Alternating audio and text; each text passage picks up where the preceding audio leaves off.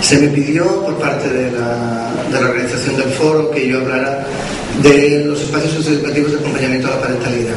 Es un título muy feo y como es un poco feo, pues yo preferí irme a algo que conocemos todos, que es la literatura popular, la literatura infantil.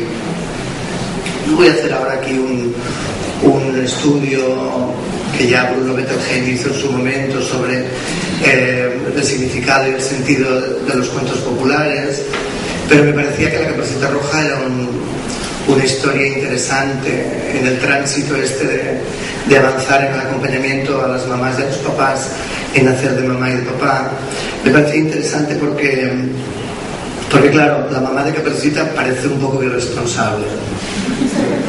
En la historia parece como que tendríamos que empezar a preocuparnos y abrir un expediente en el cual a lo mejor, ¿no?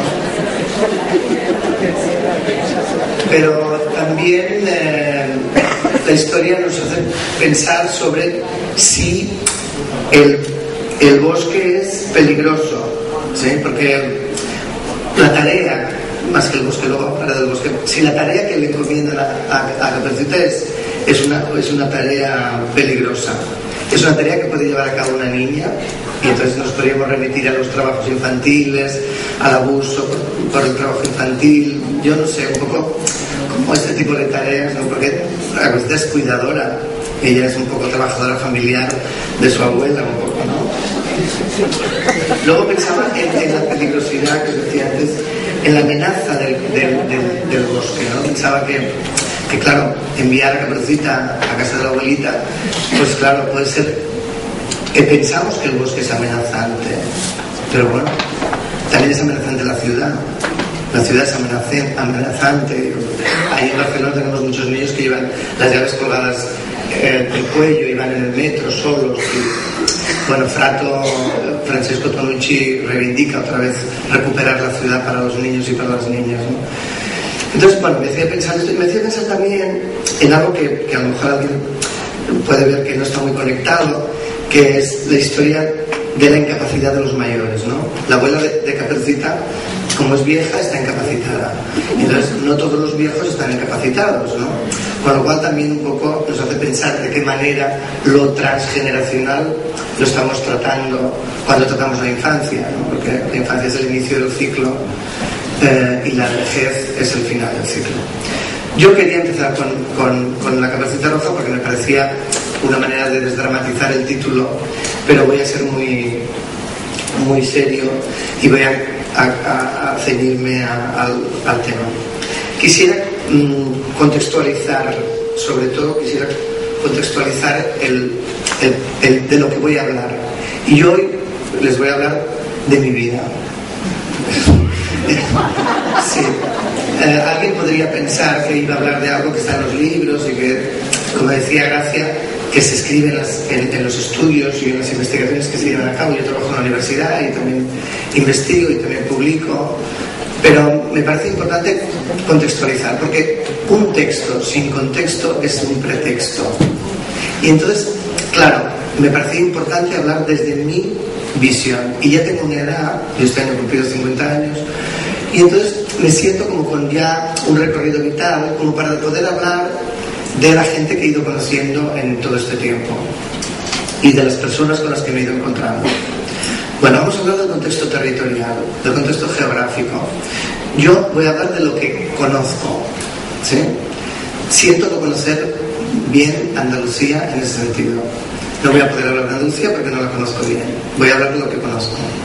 Y voy a hablar de Cataluña y voy a hablar de cómo allí, a partir de las competencias que tiene el gobierno autonómico en materia de conciliación de la vida laboral y de la vida familiar, se llevan a cabo determinado tipo de políticas y prácticas sociales.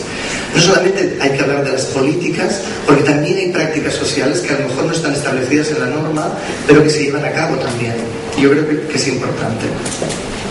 ¿De qué manera lo que se viene realizando allí no es uniforme? Y por eso yo aquí hablo de la diferencia que hay entre la Barcelona metropolitana y el resto de territorios catalanes. Yo lo digo porque alguien puede pensar que Cataluña es todo igual. Yo sé que Andalucía no es todo igual. Que hayamos venido a Almería en el 8º foro, pues claro, ya indica algo en qué lugar está Almería, por ejemplo, ¿no? Por decir algo, ¿no? Que me parece... No, es que está lejos, me refiero a que está muy lejos. Me refería a que está muy lejos. ¿De qué manera la distribución territorial también de los recursos se lleva a cabo? Y eso tiene que ver con las políticas, pero también tiene que ver con los movimientos sociales, de cómo las familias reivindican determinado tipo de recursos, de cómo se solicitan esos recursos. Y bueno, y en ese sentido Barcelona y su área metropolitana no es lo mismo que puede ser el resto de Cataluña. De la misma forma que tampoco es, yo entiendo desde mi ombligo, no lo mismo Cataluña que la Comunidad de Madrid o que el resto del Estado español, ¿no? Y de qué manera también ha habido estudios como los de Luis Flaqué a nivel sociológico, donde se plantea los recursos y la población, y cómo yo creo que las contribuciones de Jesús Palacios, de Ferran Casas o de Ignacio Vila han ido construyendo algo que me parece muy importante. Jesús lo tenéis aquí en Andalucía, está en Sevilla, es una persona de referencia en el ámbito, ¿no? Para mí estas tres personas, tanto Ferran como Ignacio como Jesús, han ido construyendo un elemento que me parece muy importante, que es la cultura de infancia, y cómo esa cultura de infancia está llegando o no a los servicios para la infancia y para la familia. Y yo creo que eso tiene que ver también con la construcción social de una cultura de crianza, que ahora Gracia nos hablaba de ello, y me parece importante porque eso no es porque sí, es algo que ha ido ocurriendo a lo largo del tiempo. Pero también como hay una cultura familiar, a mí me gusta mucho hablar de las cuñadas como agentes de cambio, ¿sí? Las cuñadas como agentes sociales de cambio, ¿no? ¿Por qué las cuñadas? Porque las cuñadas ponen la mesa de manera diferente. ¿Sí? Porque también hacen la paella de manera diferente, porque hacen la cama y la deshacen de manera diferente, ¿sí? Entonces, claro, hay unas culturas familiares que están impregnando las prácticas sociales, y eso también ocurre en los temas de crianza, y eso tiene que ver también de cómo se establecen las relaciones interpersonales dentro y fuera de los servicios, que yo luego detallaré, porque parece como que todo se resuelve con un buen decreto, o con una buena orden, o con una buena circular, o con un buen libro blanco que aparece y de repente ya todo el territorio ya está resuelto. Y a mí me parece, es mi perspectiva que comparto con otros compañeros y compañeras, me parece que hay que trabajar un poco como las frutas malayas, ¿no? Un poquito como por infusión, ¿no? Un poco como en el día a día. Yo creo que hay que utilizar estrategias femeninas de calma, de lo poco a poco, de lo cercano, de lo próximo, y lo otro es un poco machadas, diría alguien. Aquí también me gustaría hablar de Europa, porque lo que nos ocurre en España no está ocurriendo en Europa de la misma forma. De hecho, se desmontó una red europea de atención a la infancia porque era mucho más rentable para los políticos poner dinero en los viejos, porque los viejos votan, y en cambio no ponerlo en los niños, porque los niños no votan, y además los niños no son nuestros, que son de gente que viene de otros países extracomunitarios, con lo cual se desmontó la red europea de atención a la infancia. Peter Moss, Irene Balaguer, gente que estuvo trabajando ahí durante mucho tiempo y creó unos estándares para la valoración de los servicios y creó una cultura también de intercambio internacional. Lo digo porque tampoco en el resto del mundo, aparte de Europa, está ocurriendo lo mismo, ¿eh? Y eso ahí quiero también a reflexionar sobre ello. Vamos adelante a un poco, sí, he hablado de Cataluña, de Barcelona, de España, del resto del mundo. Y vamos a la siguiente diapositiva. Muy bien. Rápidamente, una breve historia.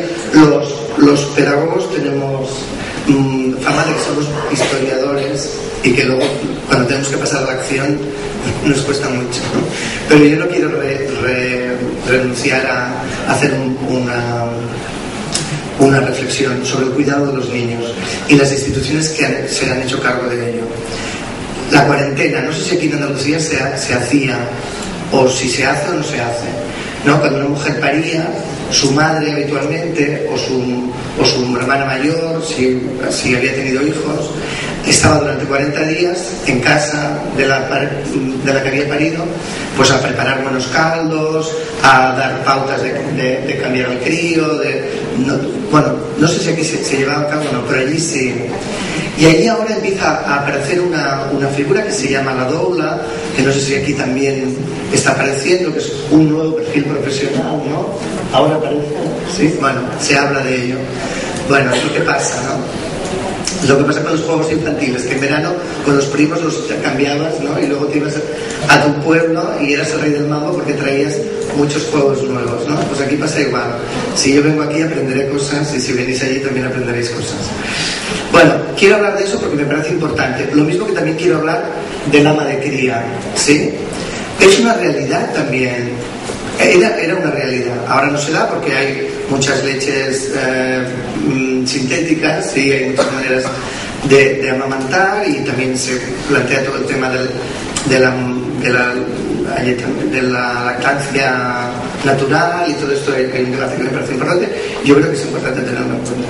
Luego también otro elemento importante es la comadrona, que a mí ahora que se están transformando los títulos universitarios, preguntaba el otro día a gente del ámbito de la salud. ¿Y esto cómo se va a establecer? ¿Las comadronas qué formación van a tener? Bueno, todo este tema que para mí también me parece importante, porque estamos hablando del cuidado de los niños y las niñas, y esto ha sido así. Lo mismo que también no quiero dejar de hablar de las escuelas infantiles y de los parvularios, y de qué manera tener cuidado de cuidar a alguien pasa por tener un cuidado físico, pero también tener un cuidado intelectual, un cuidado emocional, y también las escuelas infantiles y los parvularios cuidan a los niños y a las niñas.